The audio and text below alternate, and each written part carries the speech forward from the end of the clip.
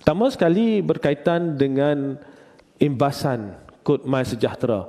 Jika sebelum ini semua pelawat ke sekolah perlu membuat imbasan kod MySejahtera, sekarang ini bermulanya 1 Mei ini tidak perlu lagi dibuat, tidak diwajibkan lagi imbasan untuk MySejahtera. Itu yang pertama. Yang kedua berkaitan dengan pelitup muka.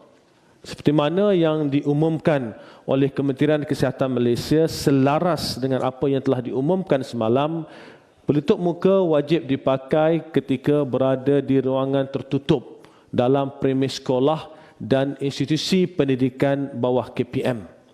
Maknanya, kalau dalam kawasan tertutup di sekolah, sama ada di dalam bilik darjah, ataupun di dalam pusat sumber, ataupun di dalam perpustakaan, ataupun di mana-mana tempat di dalam institusi yang merupakan tempat yang tertutup, maka pelitup muka adalah diwajibkan.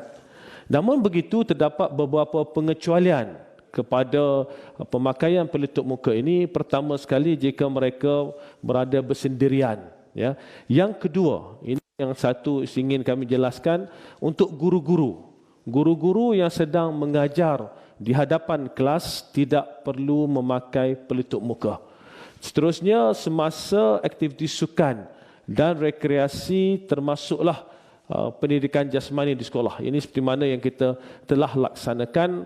Dan kanak-kanak berusia 5 tahun ke bawah serta mereka ataupun individu yang berkeperluan khas, dan seterusnya individu yang mempunyai masalah pernafasan.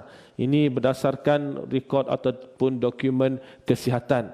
Perkara-perkara ini secara umumnya adalah sama seperti mana yang diumumkan oleh Kementerian Kesihatan semalam. Namun apa yang saya ingin jelaskan yang penting dalam konteks persekolahan, yang kami tahu ramai guru-guru tertunggu-tunggu di mana sewaktu mengajar mereka perlu memakai pelitup muka untuk satu tempoh yang agak lama, agak panjang. Maka kali ini ketika mengajar di hadapan kelas, guru-guru dibenarkan untuk tidak memakai pelitup muka.